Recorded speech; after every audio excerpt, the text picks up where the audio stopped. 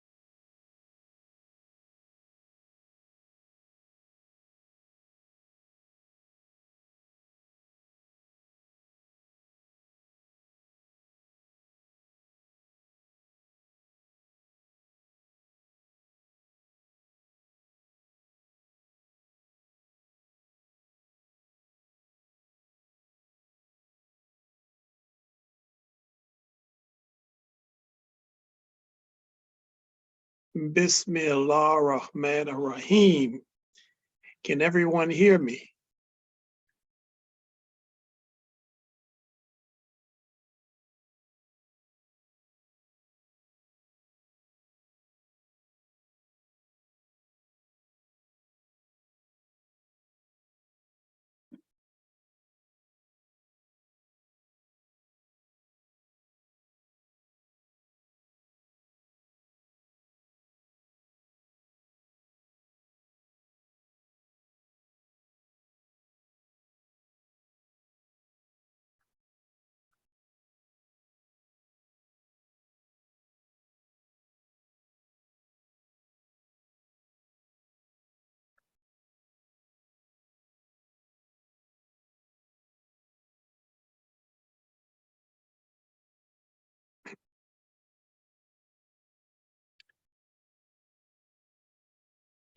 Bismillah ar-Rahman ar-Rahim. We're going to go ahead and get started. We're going to start with, of course, our 4 short surahs as given to us by our Cheikh Sufi Ba. We begin with Bismillah ar-Rahman ar-Rahim. A'udhu billahi minash shaitanir rajim. La hawla wa la quwwata illa billahi wa huwa al-aliyyul azim. First surah is Al-Fatiha. Fatiha, the opening. Bismillah ar-Rahman ar-Rahim. Alhamdulillahi Rabbil Alameen ar-Rahman ar-Rahim Maliki Yawmiddin. Iyyaka na'budu wa iyyaka nasta'in. Ihdina siratal mustaqim. Siratal ladhina an'amta alayhim ghayru maghdubi alayhim waladdallin. Ameen. Bismillah ar-Rahman ar-Rahim. Alhamdulillahi Rabbil Alameen ar-Rahman ar-Rahim Maliki Yawmiddin. Iyyaka na'budu wa iyyaka nasta'in. Ihdina siratal mustaqim. Siratal ladhina an'amta alayhim ghayru maghdubi alayhim waladdallin. Ameen. Bismillah ar-Rahman ar-Rahim. Alhamdulillahi Rabbil Alameen ar-Rahman ar-Rahim Maliki Yawmiddin. Iyyaka na'budu wa iyyaka nasta'in. Ihdina siratal mustaqim. Siratal ladhina an'amta alayhim ghayru maghdubi alayhim waladdallin. Ameen. Bismillahir Rahmanir Rahim. Alhamdulillahi Rabbil Alameen ar-Rahmanir Rahim Maliki Yawmiddin. Iyyaka na'budu wa iyyaka nasta'in. Ihdina siratal mustaqim. Siratal ladhina an'amta alayhim ghayru maghdubi alayhim waladdallin. Ameen. Surat al-Ikhlas. Bismillah ar-Rahman ar-Rahim. Kul huwa Allahu ahad Allahu samad. Lam yalid wa lam yulad wa lam yakul lahu kufuwan ahad. Bismillah ar-Rahman ar-Rahim. Kul huwa Allahu ahad Allahu samad. Lam yalid wa lam yulad wa lam yakul lahu kufuwan ahad. Bismillah ar-Rahman ar-Rahim. Kul huwa Allahu ahad Allahu samad. Lam yalid wa lam yulad wa lam yakul lahu kufuwan ahad. Bismillah ar-Rahman ar-Rahim. Kul huwa Allahu ahad Allahu samad. Lam yalid wa lam yulad wa lam yakul lahu kufuwan ahad. Surat al-Falaq. Bismillah ar-Rahman ar-Rahim. Kul a'udhu bi-rabbil falaq. Min sharri ma khalaq. Wa min sharri ghasiqin idha waqab. Wa min sharri nafathati fil 'uqad. Wa min sharri hasidin idha hasad. Bismillah ar-Rahman ar-Rahim. Kul a'udhu bi-rabbil falaq min sharri ma khalaq. Wa min sharri ghasiqin idha waqab. Wa min sharri nafathati fil 'uqad. Wa min sharri hasidin idha hasad. Bismillah ar-Rahman ar-Rahim. Kul a'udhu bi-rabbil falaq min sharri ma khalaq. Wa min sharri ghasiqin idha waqab. Wa min sharri nafathati fil 'uqad. Wa min sharri hasidin idha hasad. Bismillah ar-Rahman ar-Rahim. Kul a'udhu bi-rabbil falaq min sharri ma khalaq. Wa min sharri ghasiqin idha waqab. Wa min sharri nafathati fil 'uqad. Wa min sharri hasidin idha hasad. Last of our 4 surahs is Surat al-Nas. Bismillah ar-Rahman ar-Rahim. Kul a'udhu bi-rabbin nas, malikin nas, ilahin nas, min sharril waswasil khannas, alladhi yuwaswisu fi sudurin nas, min al-jannati wan nas. Bismillah ar-Rahman ar-Rahim. Kul a'udhu bi-rabbin nas, malikin nas, ilahin nas, min sharril waswasil khannas, alladhi yuwaswisu fi sudurin nas, min al-jannati wan nas. Bismillah ar-Rahman ar-Rahim. Kul a'udhu bi-rabbin nas, malikin nas, ilahin nas, min sharri waswasil khannas, alladhi yuwaswisu fi sudurin nas, min al-jannati wan nas. Bismillah ar-Rahman ar-Rahim. Kul a'udhu bi-rabbin nas, malikin nas, ilahin nas, min sharri waswasil khannas, alladhi yuwaswisu fi sudurin nas, min al-jannati wan nas. Ameen, ameen, ameen. Bismillah ar-Rahman ar-Rahim. Allahumma salli ala Sayyidina Muhammad. Al-Fatihi lima ublika. Khatimi lima sabaka. Nasir al-Haqi bil-Haqi wa hadi ila siratika al-mustaqim. Wa ala alihi haqqa qadrihi wa miqdarihi alladhi.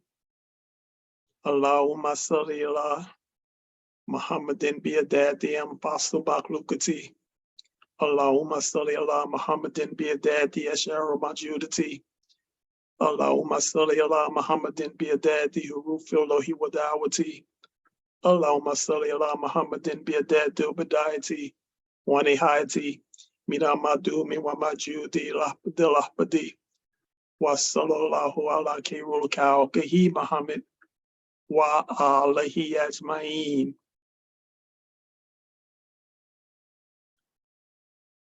O Allah, send your barakas upon this Darrah.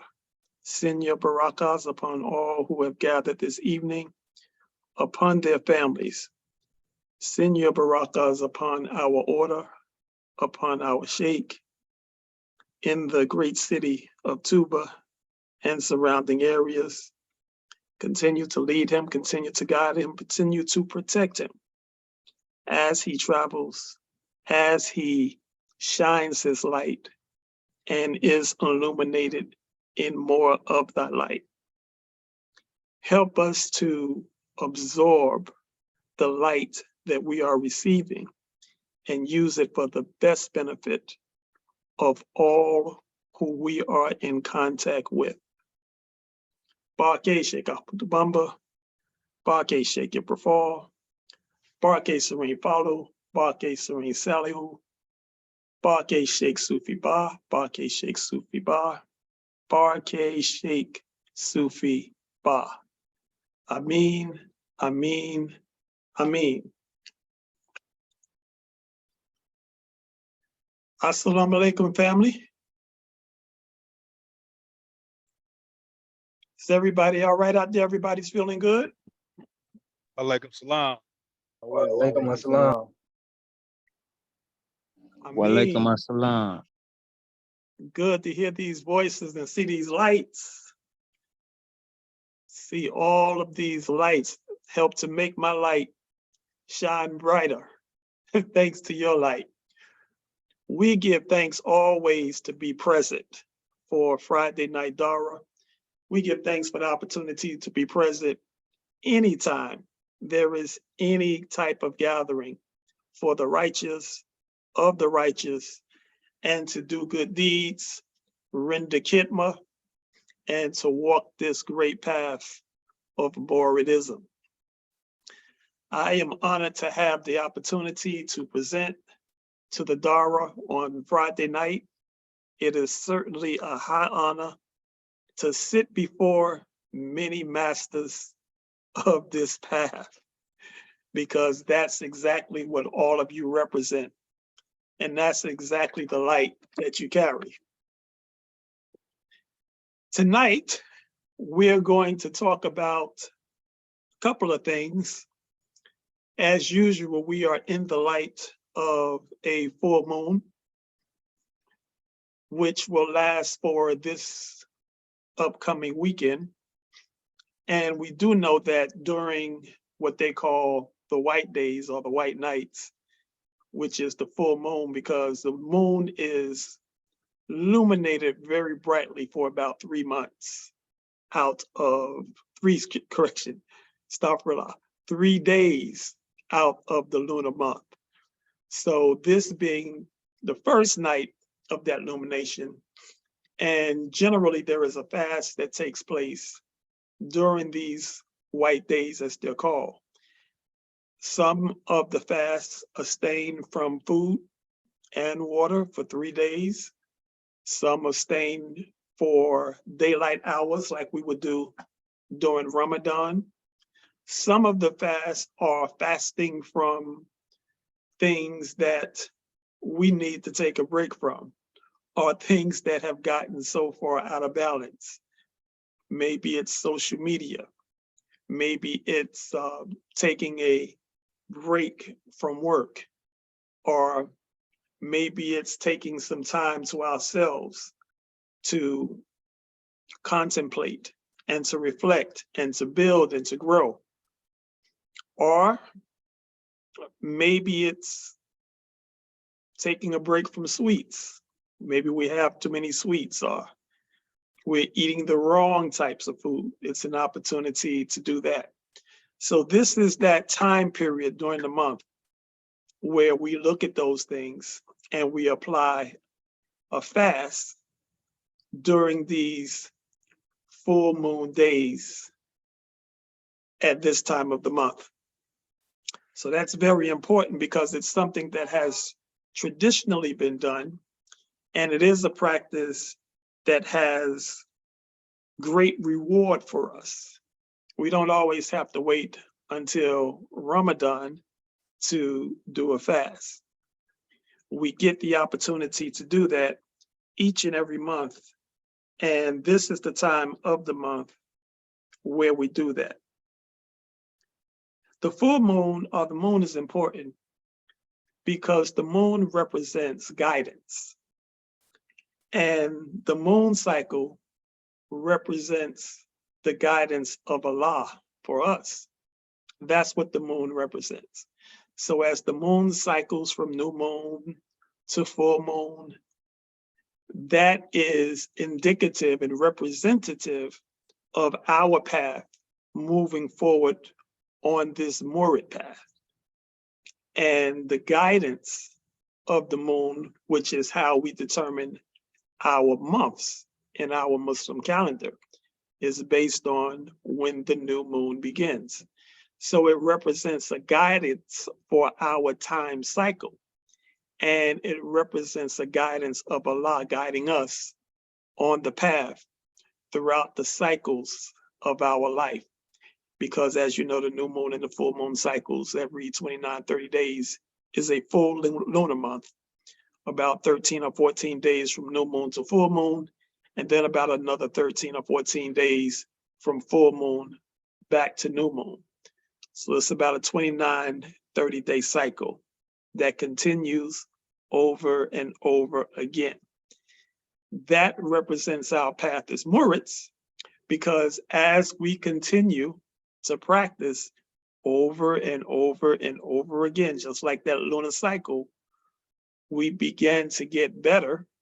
We began to illuminate ourselves even more. We gain more insight into Allah, and we move closer into Allah as a result of that practice. So that's the significance of the moon during this time, this full moon cycle right now, heading into this weekend, so that we can be aware of that.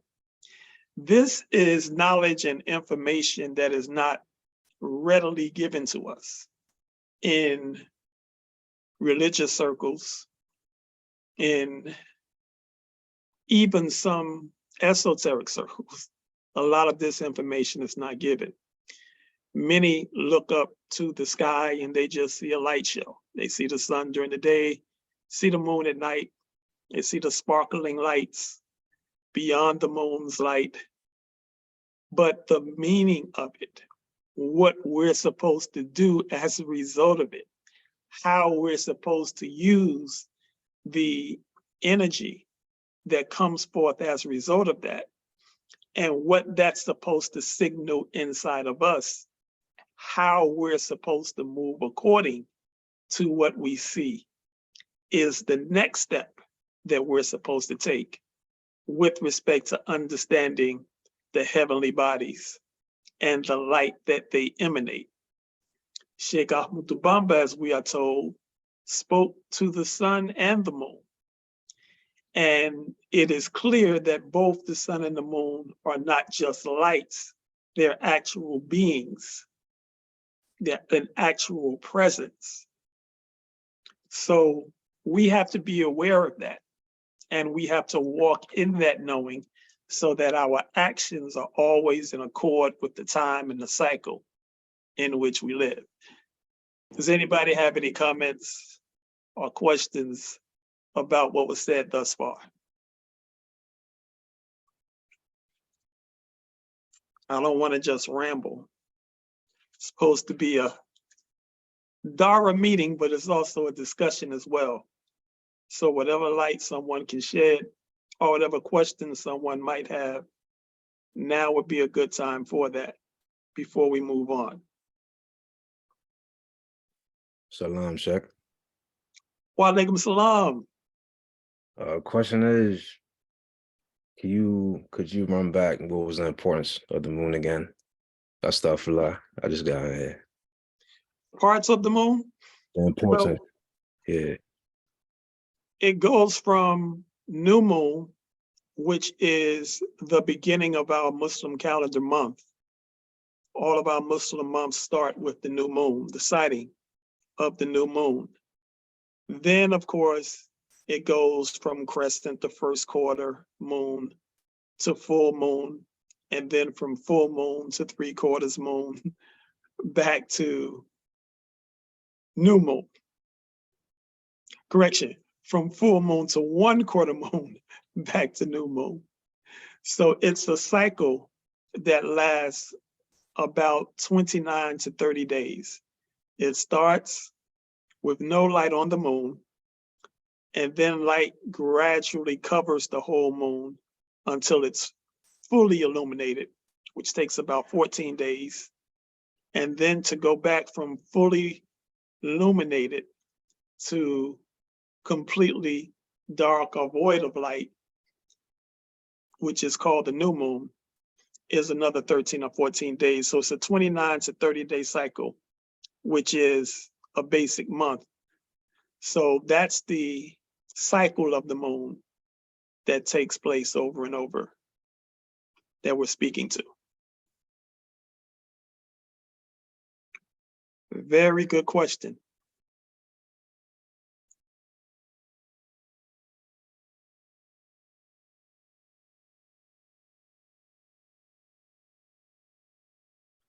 I'm sorry, brother, did that answer your question?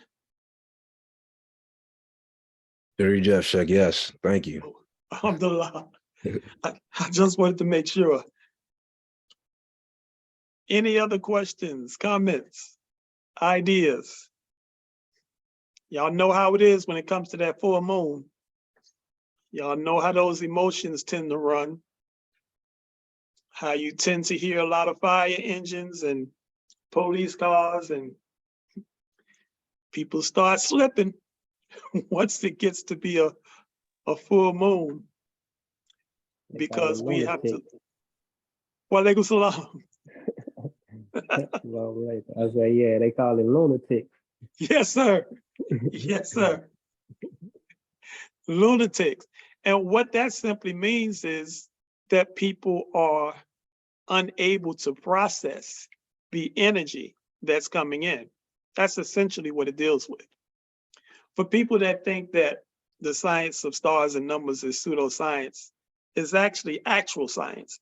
It's what they call, under different names, psychology. The only difference is they've taken their psychology based on Sigmund Freud and that whole fiasco of someone being in love with their mother and all this type of thing. But the real psychology and the real mind science is talking about the moon. And the moon represents aspects of the mind. Moon and mind is very much connected. An imbalance of processing what is going on as a result of the energy that's channeled through the moon, your ability to receive that properly determines your mental state. How you're able to process that light determines how you function in the world. If you can't process it correctly, then you're going to be seen as someone that's out of balance, that's insane, that's a lunatic, that has some type of psychosis.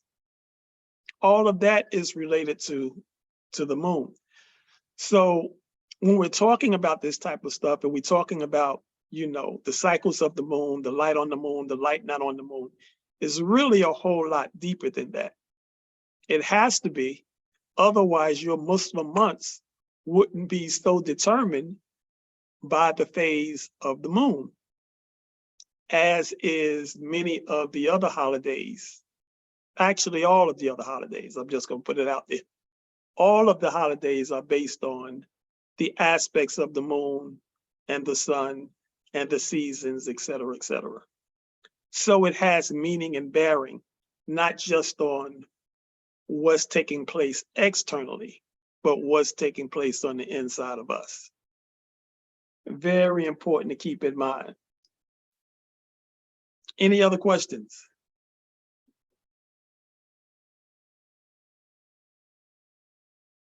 If not, then we're going to move forward, and we're not going to be long tonight, of course. We're just going to break bread and talk about a couple of subjects around the words Sufism, Moridism, and Sufism and Moridism in everyday life. Take a look at what that looks like, because here in the West, things are a little bit different when we talk about Sufism, when we talk about Mouridism, and when we talk about the quote unquote path, what we should do, what we're not supposed to do, how we're supposed to function, how we move in and out of the dunya, how much emphasis do we place on the dunya, how do we do Sufism, Mouridism, and keep up our energy with respect to getting the bread, getting the bag, making sure that we're able to take care of our daily needs financially. All of those things have to be looked at with respect to Sufism and Mouridism here in the West, in the dunya, in 2023. What does that look like? How do we fit the world that we live in around the path that we're walking, as opposed to try and fit the path around the dunya that we have to move in and out of? Does anybody have any ideas about that? Any insight on that? Or just a comment about how you do it? Floor is open.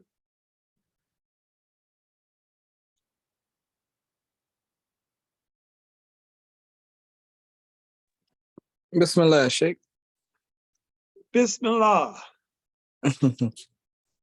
One thing I can say, for me is like we all know, Islam is a way of life. And, as we approach these different situations that we deal with every day, we utilize those teachings in reference to our day-to-day life. Because everything that we believe to have so much of a spiritual aspect is really broken down to the aspects of what Prophet Muhammad sallallahu alaihi wasallam said. I come to perfect the character. If we're aligning ourselves in a certain type of way, even within those teachings, there's a level of balance, that can be sought between what we would perceive as negative situations, because then we'll be able to pull out the actual higher reality of it and be able to deal with it. So in a lot of situations, negative, it might be regular, going to work, all of these different things. We have the proper understanding through the teachings of perfecting ourselves, and that means, okay, I might not deal with a certain type of situation that I dealt with it before. I'm not, all right, let me try to calm down. So when we work away and around things, and a lot of times, like I say, it's difficult. A lot of people don't have that willpower to actually approach these things that's coming to them in their life in that type of way. Allah is with the one who is patient. But what is actual patience in connection to a situation where you feel frustration? And that's where the true teachings of the heart come, because then it's a level of understanding of what is really taking place. I'm not actually upset about the situation. I'm just upset about how the situation made me feel. And then that goes back to the lunatic energy that we was talking about in reference to the moon. And when we're out of alignment with that, then that we always go back to those boxes and those emotional things that pull us in a way that doesn't allow us to actually remember Allah at those times of trial. Inshallah. Alhamdulillah. Now I know that had to be the master Imam Sharad. I just know that had to be you. Alhamdulillah, Cheikh. It's beautiful to see you. It's good to hear your voice. It's been way too long. You always are right on point. So you picked up where you left off. Ameen. Alhamdulillah. That is awesome. That's a great point. And all of the points that you made were right on point. You mentioned one of the words which is patience. And from Sheikh Sufi's talk on Sunday, he was talking about sabur and shakur, which is patient and grateful. Two key attributes for us on this Murid path: to be patient and to be grateful. Now, the first one takes a lot of work because this path is, like we often say, this path is not easy, but it's simple. It's not easy, but it's simple. The simple part is all that you really have to do is follow the instructions. Do the practices, do your thickers, read your qasids, go over your 99 names, memorize them and understand what they mean. Know your 5 pillars, your 6 principles, et cetera, et cetera. That's easy. That's simple. Let me put it that way, that's simple. Why it's not easy or tends to be difficult is because in addition to doing that, you have to function in this 3-dimensional reality or lack of reality in this dunya. You have responsibilities, you have roles to fill, you have jobs to do, you have expenses and all types of things pulling at you from so many different angles. Every day, something different seems to take place. And there's always a reason or an excuse not to do what is simple. So that makes it uneasy or not as easy to do. But it is simple, but it's not easy based on all of the things that we have to do. And with that, we have to learn how to prioritize. That's what makes it a bit more manageable. We have to prioritize what's most important, and then everything else has to kind of morph itself and take a second seat behind these most important things. That's pretty much the only way to function and function successfully so that we're not pulled to and fro. The job of the adversary is to pull us off course. He's certainly going to do his job. She's going to do her job. Question is, are we going to do our job and stay on task and do what we're supposed to do? And our ultimate goal is to become one with the one. That's our ultimate goal. That's the path that we're on, to become one with the one. And that can only happen if our focus is on that one and not on what's taking place in the dunya. So patience is a process that we develop as a result of walking this path. We have to be patient. Things don't necessarily happen instantly. It takes time. Sometimes it takes a beating until we actually get it. But we will get it. In fact, we have already gotten it. We just haven't realized it yet. So we have to be patient until that realization takes place and until that is actually unfolded in our everyday life. At the same time, we got to be grateful. Grateful for everything that we have in our life right now. What we have is so much more than so many people around the world. And I'm not even getting into the Morid and the Sufi aspect of it just yet. But when you think about it and you look at what's taking place on our planet, and you look at people that has to walk 2 miles just to find clean water and bring it back. And when you look at the lack of food that people are experiencing, lack of clothing, no ability to travel, just kind of stuck where they are. Many of them don't even have this type of teaching. Most of the world don't have this type of teaching that we're receiving. We have to be and show our gratefulness for that. This is one of the reasons why we have to honor the work of our Sheikh Sufi Ba. We were just talking about the moon cycle and the monthly cycle, etc. And when we spoke about that and how important that cycle was, we talk about the word guidance and how the moon represents the guiding light of Allah.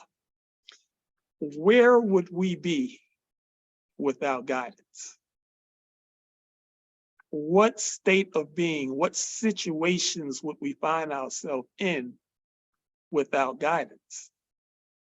So when a guide or when a light is sent to us and come to us, we have to cleave to that light so that we can be successful.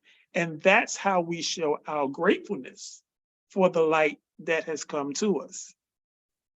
Now, we talk about the light that the world does not have and some of the information and teachings that the world don't have. We look at Sheikh Sufi, he's been going back and forth to Senegal for over 2 decades, going on 3. And he had to put in the work to get the information, the knowledge, the understanding that he has, bring it back over here. And many of us never had to go to Senegal, but we have the information. We have the guidance so that we can follow a simple path, even though it may not be easy. So many people around the world do not have that. We have that, and that's what we have to show our gratefulness for. Because this light that we are receiving can really shed light on the dark areas of our life if we allow it to, if we participate in the process of purification until we're able to see the results that we desire. It's a process that requires patience, gratefulness along the path. But once we arrive at the destination, which is Allah, then it will all be seen as something that was a very, very small price to pay for such a magnificent reward. Any comments on that?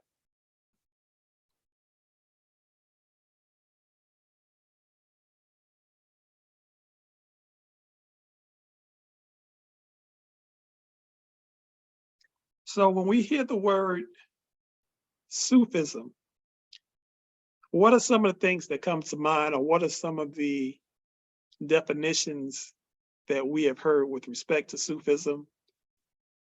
How would we describe it for ourselves, define it for ourselves, and make it real in our everyday life? Anybody have any idea on that?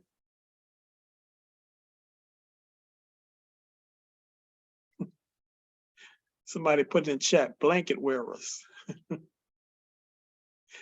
That is actually a definition. Bismillah, Cheikh. Wa alaikum salam. Yeah, the Suf also like the Greek name Sophia, wisdom, the one who, like the tribe of people who, had the wisdom. But also, we get into these different etymological things, but what really comes to my heart is, like I say, the Suf is also Soph, which is the alchemical, term for wisdom. So yeah, I would go with that. I mean. Excellent point. Sophia represents wisdom, and that's exactly the root of Sufism, which is wisdom. Very good answer. Anybody else want to chime in?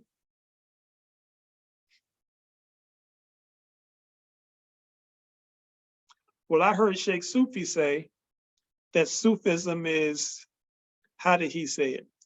Sufism is purity of intention Purity of intention, and who remembers that last part? Purity of intention and sincerity in action. That's what it was. Purity of intention and sincerity in action. A definition for Sufism. Now, if we're looking at it from Rumi talks about how Sufism is really the emphasis on the heart, as does Hazrat Khan talks about that in his book, The Heart of Sufism.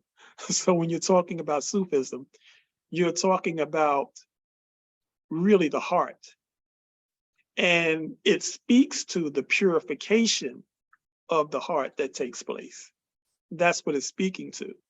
And then you're living from a heart-centered place. Talking about the higher heart, the upper heart, not so much from emotions where you're chasing after things, but talking about a heart-centered place where you're not so much in your head, you're more into your heart. And you're moving out of a love base as opposed to being driven by impulse. That's a big part of Sufism also.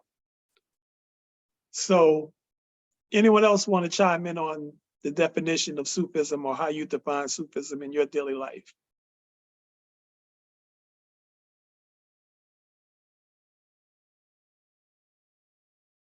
Bismillah, Cheikh. Bismillah. I believe Sufism is love and discipline, simply put. Bro.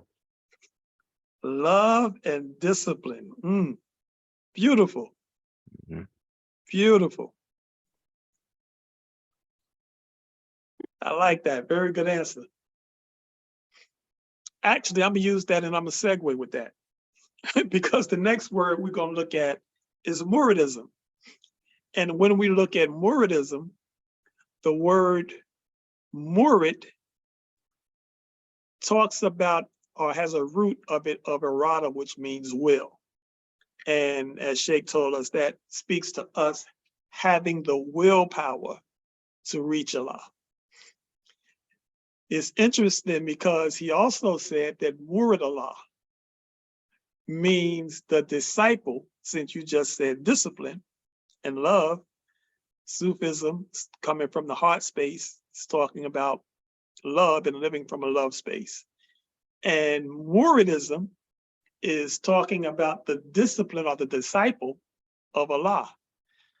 So when we look at that word disciple, disciple is one who is following the way of another. And there's a whole lot in that, because if we say La ilaha illallah, there is only one. So the one that I'm following is also the one that I am, because there's only one. When we look at the term disciple, the interesting thing about that word is the DIS at the beginning, which comes out of Latin mostly. And when we look at the DIS, what that's speaking to is to be apart from, or it means to be away. But what it's actually speaking to is opposite. For example, if a person is honest, the opposite of honest is dishonest. If a person is obedient, the opposite of obedient is disobedient. So when we're talking about the path of the Murid and being a disciple and what that represents, the dis represents being the opposite of what this world represents, going another way from the way of this world. We're not following the path of the people in the dunya. We're doing the opposite of that. That's what it means to be a disciple. That's what it also means to be a murid. And this is not from an ego base of seeking to be above the people. or thinking that one is better than the people, but is choosing the path to pursue that which is the reality, as opposed to submitting to the illusion of the dunya. That's the difference.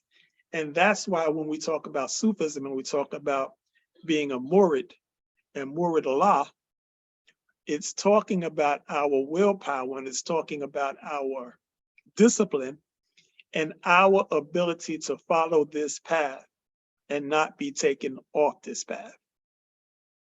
That's what it means, at least from my limited study and limited understanding. And hopefully you get something out of that as well. Anybody want to add to that? Camelback on that?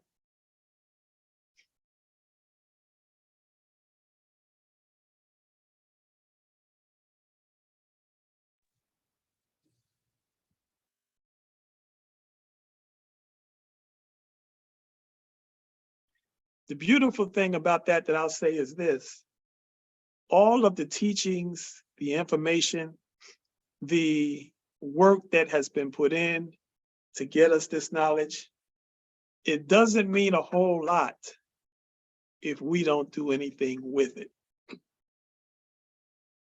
This is where we put our foot to the path and really began to make headway in terms of reaching our goal, because we show forth our commitment and our irada based on our ability to stand firmly on what it is that we have come to know and realize. That's where we really have to pass the tests that are thrown at us. And tests are thrown at us to see whether or not we are really sincere about what we say we believe, we know, or that we're after. Any thoughts on that?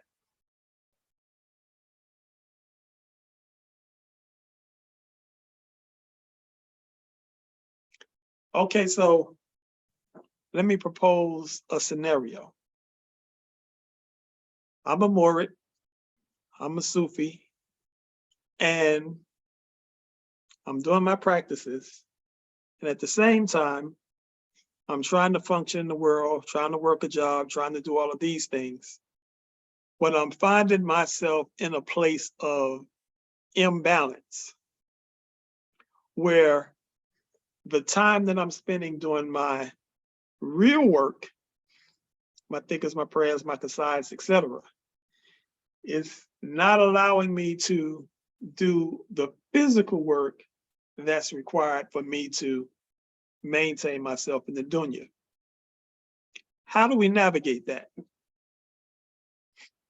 And I know y'all know because you do it every day. Bismillah. Bismillah, Cheikh. Bismillah. Yeah, a wise man told me that a man that only focuses on the spiritual and not the physical is a legless man. And a man that only focuses on the physical and not the spiritual is a legless man. So, you know, that's one thing. I wasn't working for a while, my own personal scenario. And I was getting it in on the practices. I was still, finding a way to maintain and things like that. But I had so much time. But then got the car back on the road, got the job and the school thing. I'm trying to align everything. And then everything condenses down to how you're going to balance that out and make that time. And one of the greatest words that you utilized in the beginning of this talk was prioritize. When we prioritize, and even when we there, when we're driving in our car, listen to your qasidas. If you on your way to go mail something off, do your zikrs in your head, just try to, really become one with it and not make it as though it is something separate outside of you. Inshallah. Beautiful. Beautifully said. That's right on point. That's right on point. There has to be a balance in that. Has to be a balance. In Buddhism, they call it the middle path. Because you don't want to be too far at either extreme. It's like the pendulum. When the pendulum has swung too far this way, it goes all the way back over this way, you know, and that's really balance. The middle between those two extremes is the middle path or the middle pillar. We have to find that middle pillar or that middle balance place within ourselves so that we can function as we need to as far as the dunya is concerned and still be able to pursue our path, which is the real work. The interesting thing about that whole dynamic is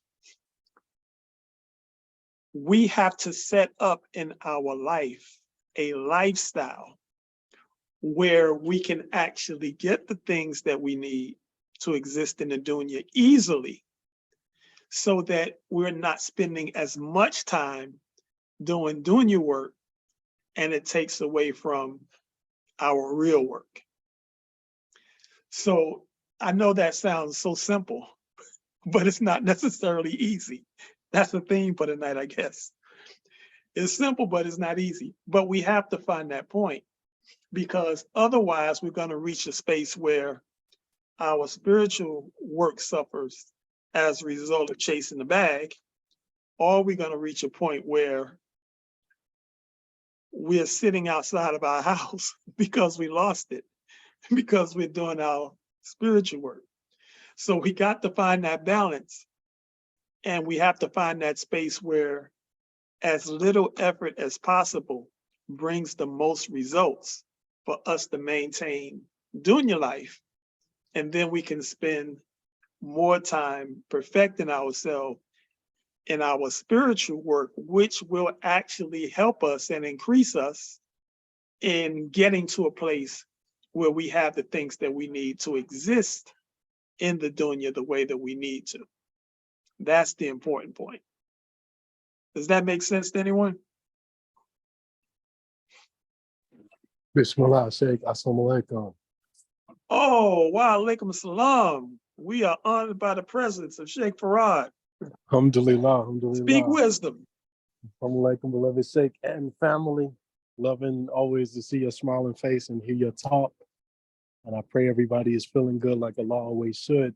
I wanted to mention two statements that kind of summarize and capsulize, if you will, everything you just said. One verse is a question the Quran asks, have you seen him who remembers Allah as he's standing, sitting, lying, walking, right? So this isn't Allah asking a question he doesn't know the answer to. This is really him implying something. And then the following, the statement from the Quran also, it says, as you go about in the land, seeking your bounties, remember me. So he gives us a very, very balanced display of how this prescription plays out. You don't have to go up in the, now you can go up in the mountains. There's some that are masterful enough to where they can reach particular levels of tawfiq and make the world come to them. We know this, but that takes realization and development. So on the way to that, Allah says, as you go about, do your thing. Just remember me. And that's why he says, have you seen him who does this? How? When he's lying, sitting, standing. By Allah's grace, when I'm walking around, I've become known as the guy with the beads. So wherever you see me at the library, the guy with the beads, yeah, we saw him. You know, so as you moving about, like Imam Darrah was saying, as you going around, you just keep the practices as part of your being as you're moving about. And then it doesn't have to become an either or. And then like Kun Katima says, just make sure the priority is this path over the world. So it's like a fraction. The greater part has to be the practices, and then the world kind of comes on its own. So that just wanted to say that. Assalamu alaikum. Wa alaikum salam, Sheikh. I like what you said there, but I got to be honest with you, Sheikh. You say put the practices of the Sufi and the Murid over the practice of the world, but Sheikh, I want to live in a nice house. I want to drive a nice car. I want to wear some nice drip. You know, I want to be able to go find places and travel the world and all of those things. How am I supposed to do that just by doing these practices? You know, I need to get some money. I got to get the bag, Cheikh.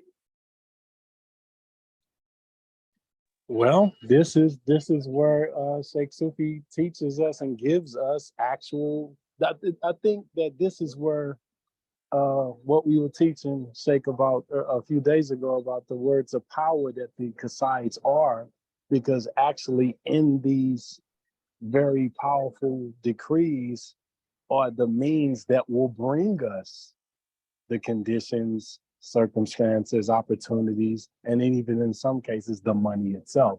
But we just have to be diligent to the practice. So I think that having that understanding of that takes a lot of time to really not even necessarily believe, because he doesn't need you to believe it, but to understand that the mathematical theology of this, as Master Muhammad said, is, you know, these words carry power.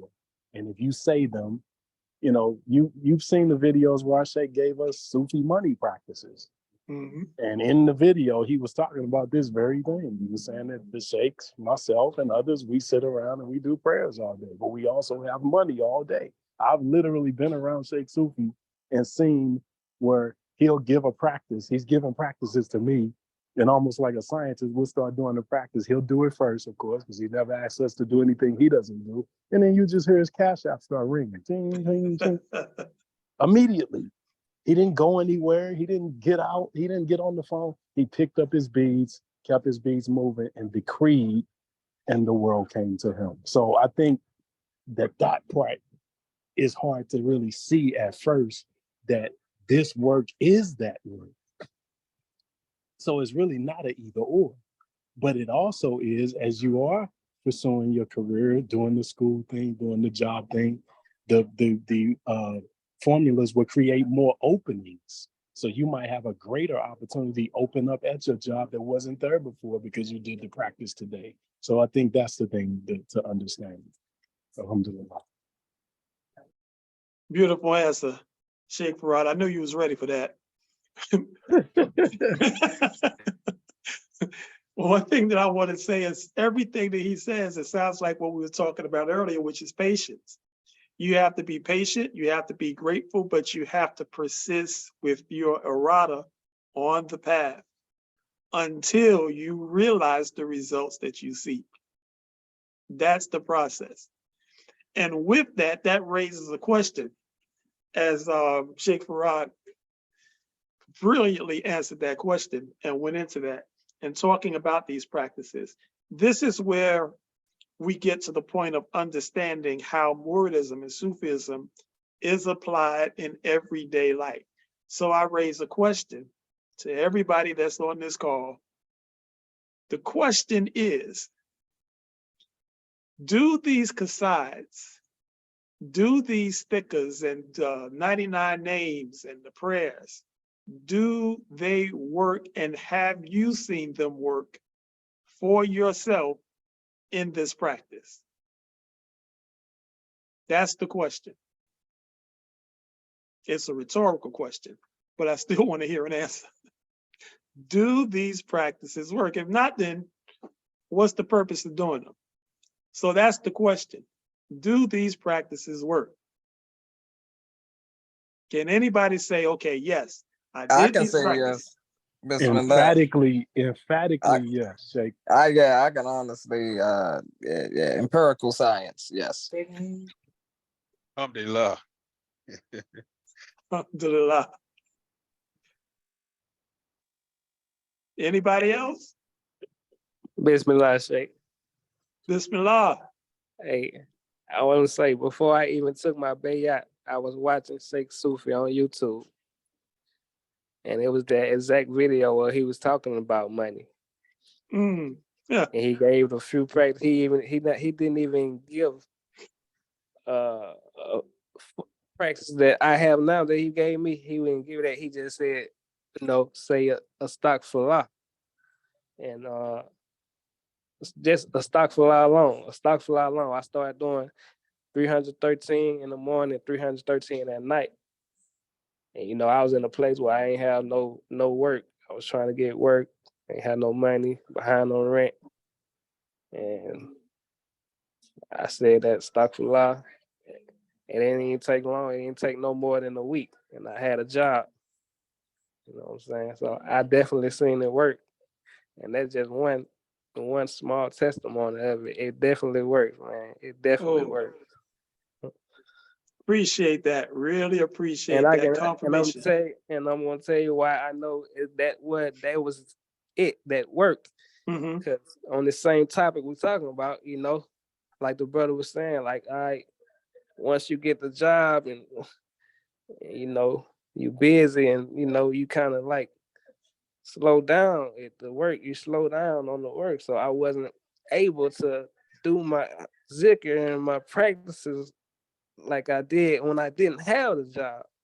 So guess what? The things I still had a job, but the money's slowing down, problems. So you have to God, Allah said, remember me, remember me. As long as you remember Allah, He got you. I promise you. I promise you. Yeah, that's it. Awesome. Yeah. Alhamdulillah. Sheikh, Sheikh, I wanted to add something that my Yes. Tijani Sheikh used to always say that everything, every event in life, every opportunity in life is an excuse to zikr. Mm. And then he says, and then when you run out of reasons to zikr, zikr alhamdulillah. So, Wow.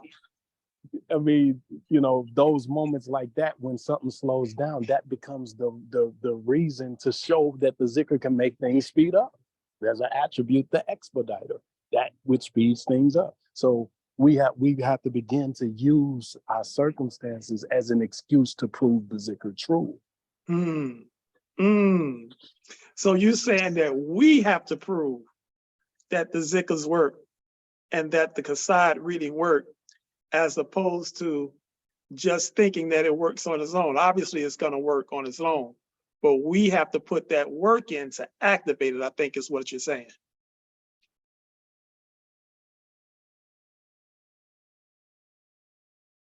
Alhamdulillah. Well, Anybody? I'm saying I don't know if we can prove mathematics. I don't know if mathematics would be. Of course, mathematics is true, but I don't know how true it would be to us literally if there weren't mathematicians showing it forth. And the use of mathematics we have in everyday life. It wouldn't be, Right. a such thing as cutting a light switch on unless some electrician, which is a form of mathematics too, found out those laws and figured out a way to channel electricity. So yeah, we have to prove this in our everyday life, which is the way that it becomes seen, which is also an attribute of Allah. It's unseen, and then when we practice it, Charles Fillmore, the founder of the Unity Church, is a very, very powerful Christian metaphysician. He used to say, man is God in action. Mm. Yeah. Man is God in action. So he said, if God is truth, then man is truthful. If God is, courage, then man is courageous. So man is the active principle of the potential principle that God is. So absolutely we have to prove these formulas. Otherwise, how else would they be seen? They will remain unseen until we make it seen. Mm. Beautiful. Beautiful. Thanks so much for that. Alhamdulillah. Alhamdulillah. I'm just curious. I hear the brothers, and so obviously these kasads and these thinkers and these practices, they can only work for the brothers in our order. They don't necessarily work for the sisters. Can anybody prove me wrong? Oh, wa alaikum salam. Yes, I'm gonna come to you from a mother perspective. I mean, When my sons get in trouble with the law, Sheikh Kufi gives us victims for those things. And I know what my second son, if some of you have met, he assaulted the police on 3 different occasions. And they got caught. So I will say, I zikr right in the courtroom. I noticed one time I was zikkering in the courtroom, even the judge looked at my hand like, what is this? And I promise you, when my son walked away from that case and I got in the hallway, I was prostrate in the hallway at the courthouse like Allahu Akbar, you know what I'm saying? So yes, it definitely works. It has worked for me as well, but I chose that's powerful, especially for a young black man. And I even had lawyers tell me that they can't see my son walk away alive. Mm. He actually was fighting 6 police at one time in one instance. So yeah, Allah is Akbar and will be proven true. Whether we do it or not, he will be proven true. Yes. I encourage everybody on here to give it those victors. And like Cheikh tell us, we gotta marry the names of Allah, we gotta marry a child, we gotta marry a particular victor, make it a part of our daily life. And we will be prosperous, successful, and we'll have fruition to show to others as a witness. I mean, thanks so much for that, sister. You know, we're from the old school. We like the testimonies. Alhamdulillah. Anybody else that want to prove these words true, that this stuff actually worked that we have? There's a reason why I'm doing this. Bismillah, Sheikh. Bismillah. I got a lot of, we all got a lot of different situations, but I recently had a dream and I wasn't going to share it, but I guess, Allah is the best of planners. Yes. And I was sitting in the, like how we was down in Georgia, sitting in a circle, Yes. all in the building. And it was me and brother Mustafa. We were singing, Rabbi bima yasrahu asanaka faja'a. We were singing it, right?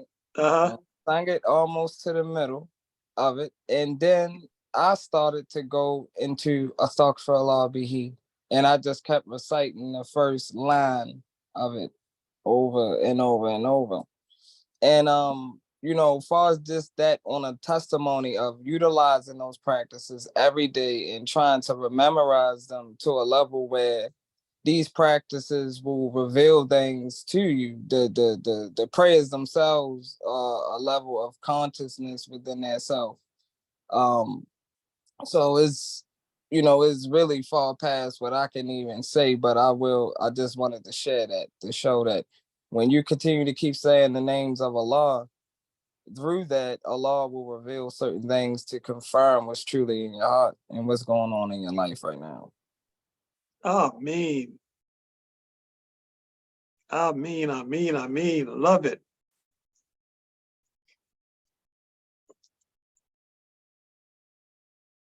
Anybody else? Gotta be at least one more. Gotta be at least one more that can just say, yes, this stuff works. Bismillah. Okay. Bismillah. Yeah, I actually have a couple of instances, but I could speak about the most recent. Uh-huh. And it's kind of going off of what Sheikh Farad has been saying in the classes about how the Qasids are shaped. And even if a person isn't on their deen 100%, if they keep saying the Qasids, it will help you build character. And like all last year, I was trying to stop smoking. I mean, I've stopped smoking before, but for some reason, like last year, it was real hard. Like even during Ramadan, I couldn't stop smoking. And then I came across the Sheikh's video. Mind you, I met Sheikh Sufi in 2018. So I've been having zikrs and I've practiced Ramadan or, observed Ramadan some years before, but last year was just a little difficult for me. And I came with an addiction. I don't know if y'all are familiar with that, but it was based on, I guess, a Qasida, or I remember he was talking about Serene Falu, and I never heard him talk about Serene Falu before. I heard him talk about Serene Salu, Sheikh Ibrahim, Serene Tuba. But this particular video, I don't know what happened. I watched the video like a week later, it was just like I didn't even want to smoke no more. Like my desire was gone. And I haven't smoked since. I haven't drank nothing. I haven't even had like no desire to do anything like that. Usually it's like I will fall short. But just from that video, I don't know what Kasai was in that video. I gotta watch it again, but I know for sure, and that's not me doing my own zikrs though. I have other situations for, me getting court cases dismissed and things like that, monetary gain. But for sure, I could speak about the character building part of it, where it's like if you keep doing it, they wake up something inside you that is unexplainable sometimes. So that's my experience. Alhamdulillah. Alhamdulillah. Ameen. Ameen. Great confirmation. Great confirmation. Anybody else? Sheikh, if I wanted to speak to what he just said, Come on in. Beautiful, beautiful testimonial, but I think that was very modest, beloved, to say it as if it building character was not necessarily it working in terms of the examples we're looking for. I would say your testimony was the greatest display of it working, because the whole point of Sufism is to give us pure character. So that's a greater testimonial than some money coming forth or something else like that. For a character shift to just happen out of nowhere, and like you said, it's almost unexplainable. That is the greatest display of the power of these things. So I just want to let's not play that down. MashaAllah. Alhamdulillah. Beautiful. Well said. Anyone else? Bismillah, Cheikh. Bismillah. I knew it was another one. I knew it. Yeah, so last night I did the word of the butterfly, and I went straight into, I did 700 Barke Shek Sufi Bar Barke, and my heart chakra opened. Like, I don't know how to explain it, but I started crying like a little astaghfirullah, like 30 minutes straight. I couldn't stop crying. That should give me chills. Like, yeah. Wow. You got to text the Sheikh and let him know that. Oh yeah, I definitely did. Okay, alhamdulillah. Yeah, alhamdulillah. That's powerful, brother. That's a lot. That's a lot. And it definitely shows it work.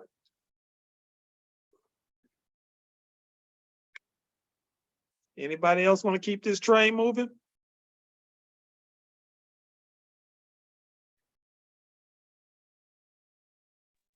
Bismillah. It's me. Bismillah Rahman Rahim. Well, when I'm not able to keep up with the practices, sometimes I get a lot of practices, so I get a little confused. I always fall back on Sindidi. Sindidi was the Qasad that brought me into the Sufi path, so to speak. And so if I'm kind of, it's something that if you have a busy lifestyle, you're busy with family and everything, work and all of these things, I just read Sindidi, recite it or listen to it being sung. And I had used that Qasad, like when my mother is in the hospital, when she was sick, she had to go through surgery, because it mentions the mother in that Qasad. He mentions his mother, and, make sure that your mother does not have any, I think one of the lines, make sure that your mother is not, she can handle whatever challenges comes her way. So I always use Sindidi, and I think that Sindidi has worked for me in my family. And, I have a small family. I think it's worked for my mother. It helped her come out of some really tough health issues. There was one time she had to go to the hospital. This is when COVID was really bad. And, anybody that goes to the hospital, they're going to immediately put you on a breathing machine. They see that you're an older adult, and they put her on that breathing machine. It's very uncomfortable. And I just, she was kind of out of it. They sedated her. And I read Sindidi in her hospital room. I played the song. I played them singing Sindidi. And So I would say, and it kind of, I believe it helped her come off of that breathing machine. And so it has saved her. And so I just go to Sindidi when I, if I don't have anything else, or I can't really keep up with the other practices, then I just fall back on Sindidi. That's all I wanted to say. Beautiful, sister. Thanks so much for that. And I'm gonna tell you, Sindidi, that's not a bad fallback, because based on looking at the other Qasides, Concedi is one of the long, Sindidi, I said Concedi. I'm merging Qaside and Sindidi. Sindidi is one of the longer Qasides. Longer, of course, than Ya Rahman, Ya Rahim, longer than all of the prayers on the Prophet, etc. But it's one of those catch-all Qasides that has pretty much everything in it. So it covers a whole multitude of things that we can possibly ask for, need, or want assistance with. So that's not a bad one to fall back on. There is no bad one to fall back on, but that's a very good selection. And yes, all of us get to these points in our lives where we're just not able to, or don't think, let me put it that way, that we're able to keep up with all of the practices. But we have to continue to do something every day. A Sufi is one who has a daily practice. That's another definition for a Sufi. You have to have a daily practice in Sufism. And it could be as extensive as all of the stuff that we're given. But even if you're not able to do all of those things every single day, have at least something, like you mentioned, Sister Carolyn, something that you do every single day, or something that you know, okay, if I can't get to this, I definitely got to do this one. And have that one that you keep consistent. Very, very important. Thank you so much for sharing that. Anybody else want to share? I don't want to cut anybody else. It's a lot of energy tonight. We got a full moon. Friday night Dunya, Darrah. Friday night Darrah in the Dunya. We got it all going on tonight. So I don't want to cut anybody short. Anybody else want to chime in? Want to confirm what I believe I already knew, that these Qasides and these practices actually work?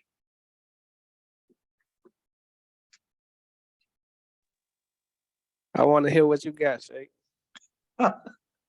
What I got, man, to be honest, you don't have enough time, bro. What I can tell you, let me tell you like this. This whole process got me through the whole COVID-19. Not having COVID-19, but that whole cycle where everything shut down. And I'll start from the beginning. For me, I didn't know anything about Sufism. I knew a lot about Sufism. I knew about Hazrat Khan. I knew about, Bawa Muhyiddin and some others. But this level, no, I didn't have a clue. Honestly, I didn't have a clue. So once COVID-19 hit, and I'm going online, because everybody got a lot of time. So you go on YouTube, you go on Facebook. And since I like to research, I see a lot of other people talking about Sufism, but it's not really hitting home to me. So I do a search and I put in Black Sufism, Black Sufism or Black Sufis. And of course, the first thing that came up was Cheikh Sufi, because obviously that's much of what he's dealing with. So I looked at a video, watched a couple of videos. I was like, okay, this is hitting hard. This is something that I can get with. And as I started applying myself to that process and really beginning to honor what it is that he was saying, and knowing that the Allah in me had to go to the next level, we get to certain places where everything that we're doing on a day-to-day basis is maintaining. But at a certain point, it's just not enough. You got to go up to the next level. And if you don't go to that next level, you're going to find yourself stagnant, and you're going to find yourself hitting that wall, constantly banging your head against that wall. Well, I was hitting my head against the wall. And then once I understood, to the best of my ability, what Cheikh was saying and the way that he eloquently weaved in the concepts of ancient Kemet and Egypt and the concepts of India and the concepts of Buddhism, and understood that all of that was Sufism, was our original teaching, was who we are. Because much like many of you, I'm not a person that deals very well with boundaries and borders and being boxed in. I'm not a boxed in dude. So you can't look at me and say, okay, he's a Christian and that label just applies. Or he's over here in this Arab Muslim bag and that's just what he is. Just as Allah is the culmination of all of the best of all of those things, we as a part of him are the best of all of those things. And we choose this path of Sufism because we know it to be the straightest path back to him with a teacher that's from us and that looks like us and that embody that same information, energy, and vibration. So as I continue to do the practices, COVID-19 period for me turned out to be one of the most beneficial periods in my life, where other people look back at it and say, oh, it was horrible, I was stuck in the house, I didn't get to do this or that. That's not my story. For me, it was the time that allowed me to elevate. By doing these practices, it allowed me to actually have fun, speaking of the money aspect of it, to continue to maintain and function and survive during COVID-19 when a lot of people was actually losing their jobs and or wasn't able to go to work or wasn't able to go outside, etc. It helped me to survive, but more importantly, it helped me to thrive as a result of what I was hearing and what I was practicing, because I was energized as a result of it. Even though it wasn't in a person-to-person format, because, you know, we have to get used to this Zoom thing and communicating over technology and not being face-to-face and what have you. Even with all of that, it still came through as profoundly as it needed to for me to make the adjustments and for me to raise myself up to the point that I am continuing to raise myself up to, like everyone else. But that's very much my testimony, and not only me, in terms of my children, in terms of helping them. Let me tell you something.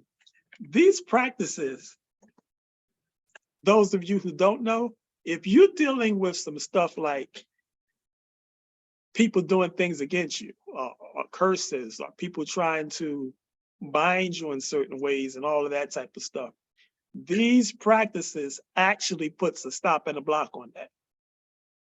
Believe me when I tell you, I'm not talking about what somebody told me or what I heard. I have actually seen and applied. This stuff actually works. I had a situation where a person that I know, they just wasn't able to break through. A person literally had put a seal on them where they just couldn't see things as clearly. And they were kind of walking around following this person and not being able to really break through so that they can see things as they were. And so we don't necessarily do the practices of Kasais and Thickers for results, just for results. We do them because of purification. We do them because we want to raise ourselves up so that we can reflect and manifest the light. But when it get gritty and grimy in the dunya, we also have to use them to protect ourselves. It's just like in boxing. The referee will tell you, say, hey, keep your hands up at all times, protect yourself at all times. That's what we have to do with respect to these Kasai's. So this person was someone that was very close to me, and they asked me, what can they do? So I gave them a Kasai to do, I gave them a practice to do, and then I did it also. And immediately, that very next day, they broke through. And this whole curse and work and stuff that this person was doing, they were able to see it. And they were able to move according with what they saw. So it's very important to understand what it is that we have.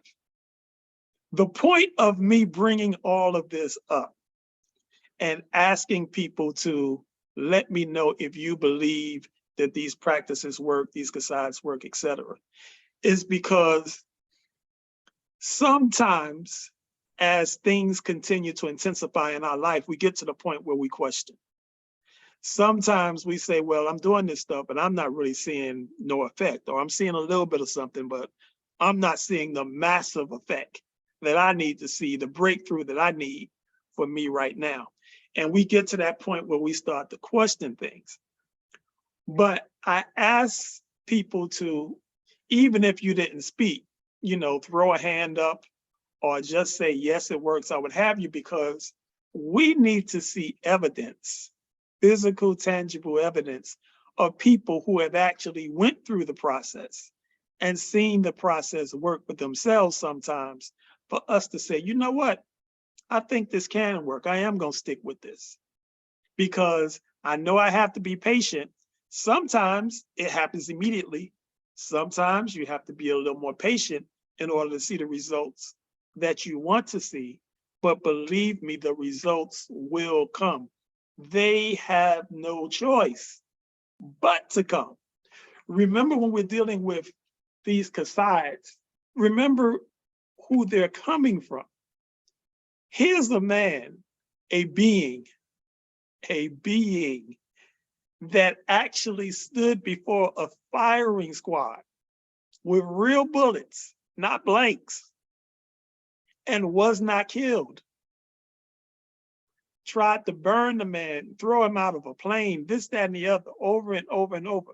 This is the person that wrote the Kasai's and the practices that we're doing. If it worked for him, why shouldn't it work for us? If we're going to do practices, why not do the practices that were put together by this being? Because we understand who it is and what his story is and what he represents. This stuff works. It's challenging for us now in the dunya because things are, like we talk about all the time, things are intensifying, things are picking up. So it's challenging us even more to stand firm on what it is that we say we believe.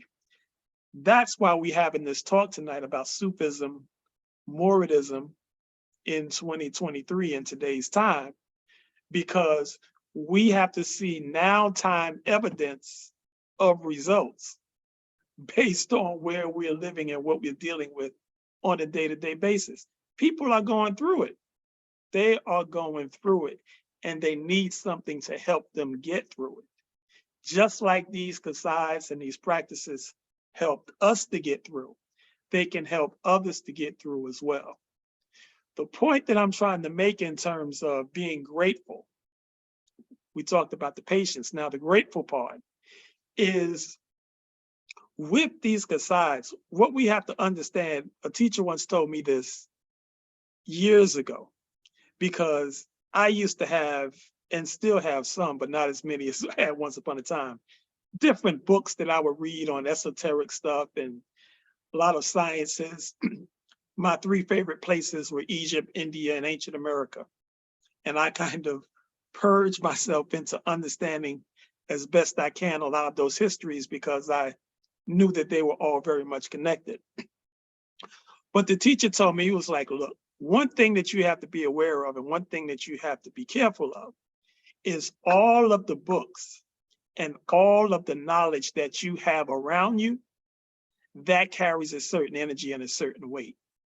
And when tests come to you, they're not coming to you based on what you have assimilated and what you think you know. They're coming to you based on what you have. So all of that stuff that you have around you, that's tools. And if you're not using that or really understanding that, you're going to be tested based on that stuff that you have. Moving back to where we are. We have Kassides from the greatest being that have lived in history, Cheikh Ahmadou Bamba, in terms of what he went through and what he represents as far as our order is concerned. We have his Kassides, we have his practices, we have his example, we have the teachings from him as well as from his sons and those who knew him. That's what we have. What do you think our tests are going to look like with these kind of tools? But we have to utilize what we have. Otherwise, what we have will actually challenge us until we utilize what we have in the best way. This is an encouragement for us to utilize these practices, to continue to do the Kassides and the Thikas and the chants, even if we don't necessarily do them all, and there's a bunch of them in one day. Make sure that we participate in some form of practice every single day, because what's coming at us now is based on what we have. If you're standing there and you're holding $1 million in your hand and challenges come forth where so many different things have to be paid, you have the resources to handle that. We said back when we were Christians, God don't put nothing more on us than we can bear. There's truth in that, because the bearing is based on what he has equipped you with. And if we are equipped with heavy arsenals, then when the wars come against us, we have to utilize those weaponry so that we can be successful. If we don't utilize it or haven't learned how to utilize it, that's not going to stop what comes at us, because it's been given to us for a reason, not just to look at, but to stand on and to walk in. Last thing I'll say on that point is this. I know it's long-winded, but it's important. As Moorites, particularly now in the West, we have to really, really stand on who we are and what we represent based on what we've been gifted with from the divine. We all have different talents. We all have different abilities. We've been trained in different things. We've developed certain skills, all of the above. One of the things that I try to do through readings, astrology, numerology, Ayurvedic healing, et cetera, I utilize all of these tools to try and help each person build a better representation of themselves, building themselves up so that they can deal with what's coming at them. That's where we are now. We have all kinds of tools that are within us and all types of abilities and skills, but we're just kind of sitting on them and we're not using them. And we get lost in the Western concept of things like, well, you know, you got to be humble and this, that, and the other. Humble is a natural attribute of us. That's good or bad, being humble. But we can't misuse that term and use that as an excuse for not doing and manifesting and bringing forth and manifesting what it is that we have to bring forth in the biggest and the best way. That's what we have to do now. And we have to be firm on that. We can't be cowardly and weak and hesitant about who we are and what we represent. We can't be tiptoeing and trying to decide whether or not we're going to stand on who we are and what we stand for. That's not the God or the Allah that we are a part of. That's not the one. There's a time to come humbly to the throne, and then there's a time to go boldly to the throne. This is bold time. And we have to be bold in what it is that we believe and what we stand for, and what it is that we want to see for ourselves and all of those around us. That's our responsibility. When Allah created Adam, he created him, and Adam was over all of creation. That was Adam's job. That was his creation, was his responsibility. If you take that to the personal level, this physical vessel is your responsibility. But not only that, everything that is in your view, be they family, be they close ones, be they community, that's your responsibility also.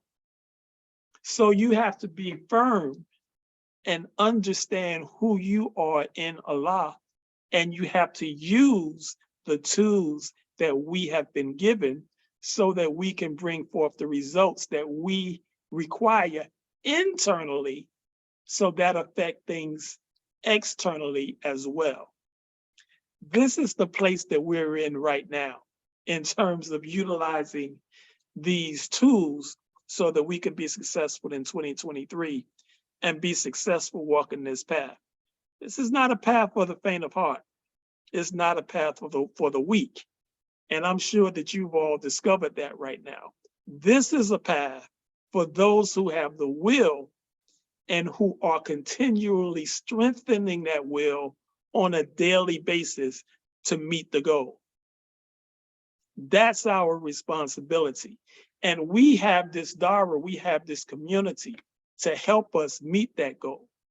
We have a Cheikh that gives us counsel, that gives us information, that gives us practices, that helps us, that's always available. You can text them, call, or what have you, that has gone back and forth getting information for us to utilize so that we can be successful.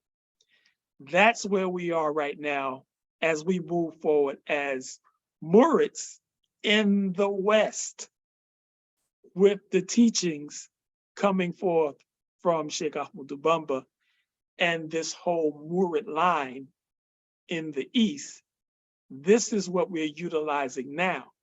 Now, it may look a little different. We look a little different because we are different, and we have to embrace that. If you go to Mississippi from New Jersey, people speak a little bit different. You go to California, it's a different culture. You go up to Seattle, it's a different culture. You come back down to Florida, it's a different culture. Culture is based on the area and the geographic location that people live in. So sameness, as far as that is concerned, everybody being the same is kind of insane.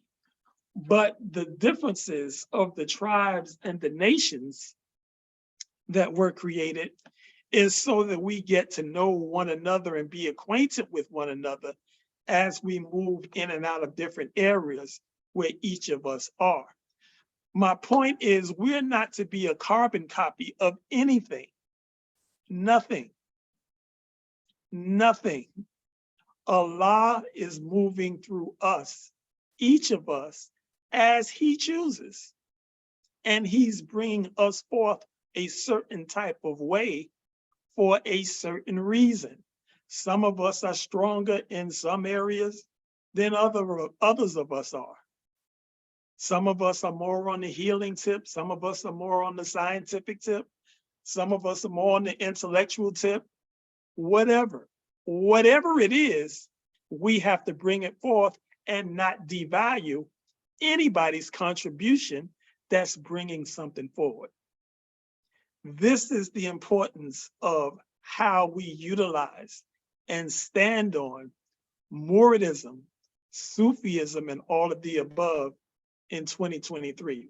That's my longest winded answer to that question. But anybody that has any thoughts or questions or concerns about anything that was said so far tonight?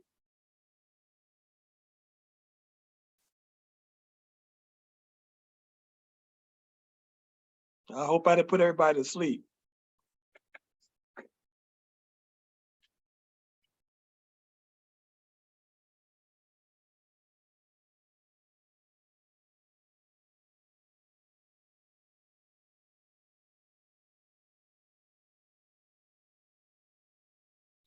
Sister Ayeshe says, divine light, righteous lifestyle.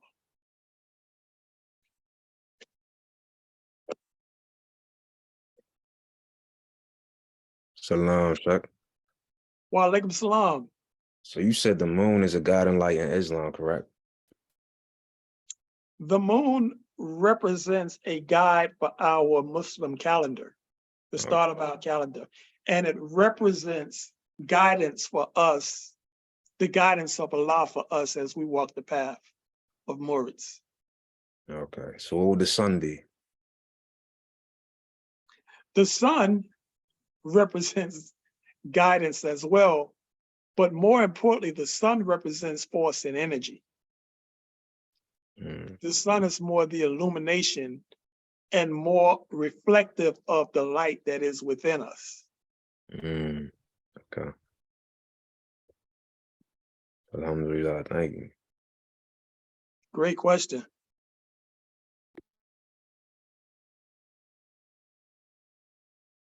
Anyone else?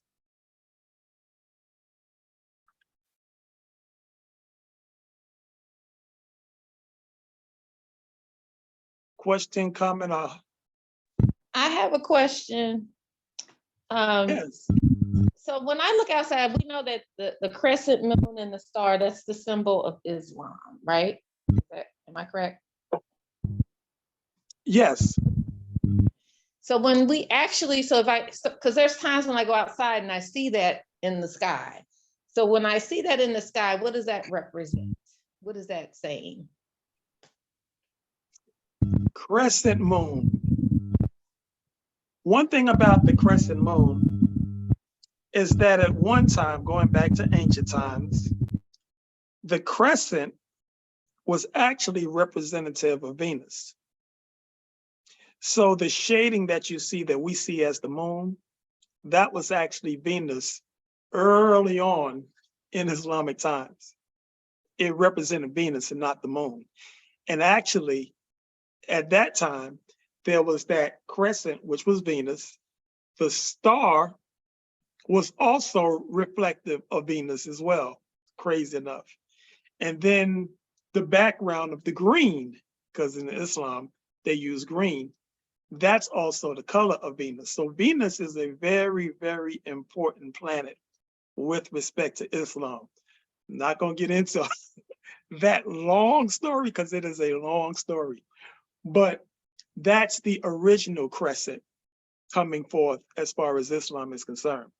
When you look up and you see the crescent moon, the crescent represents like the first quarter of the month or the beginning stages of something. Then you get to the half moon, which is the halfway point, then the 3/4 and the full moon. It's representing stages. So you can look at that as the first week of the month. The half would be the second. Actually, it's a 14-day cycle from new moon to full moon. So you can divide that into 4 into 14.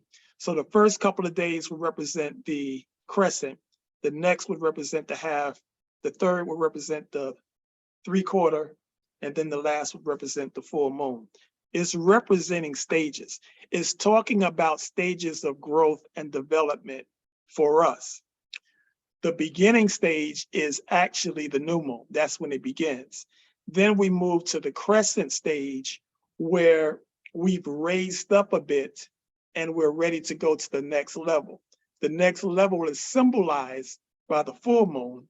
And then of course we go to 3/4 and then fully illuminated, which is what they would call enlightenment.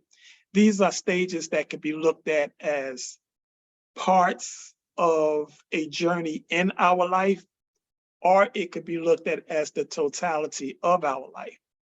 But it's just talking about different stages. Did I answer your question? Yes, you did. I mean,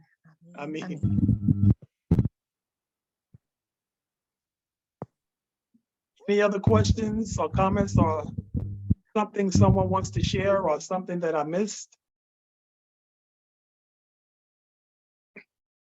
It appears as if a lot of y'all are looking up into the sky. That's a good thing. I'd love to hear eventually what some of the things are that you notice as a result of looking up in the sky. There's a lot of changes going on up there. But any other comments or questions? I did not mean to go this long, but I'm gonna blame it on y'all. I got that from Cheikh Farad.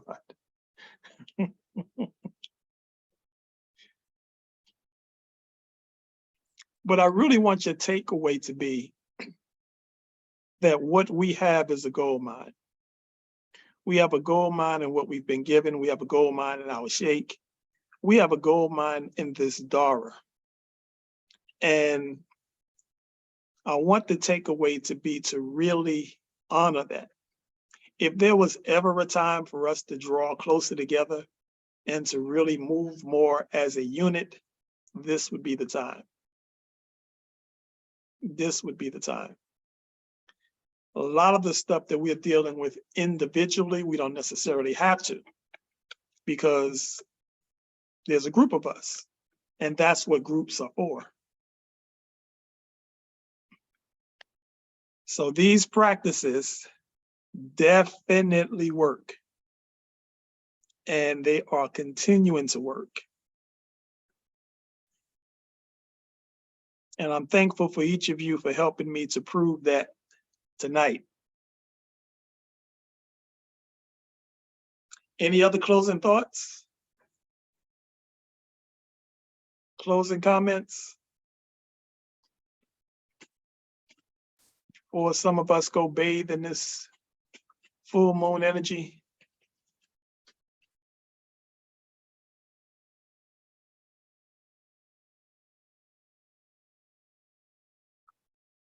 I mean. Looking forward to seeing everybody in, what is it, July, about a month and a half from now. Those of you who have made your intentions to be present, it's gonna be a blast. I already feel it. Every time we get together, it's a blast. This one is gonna be even more so, by Allah's grace.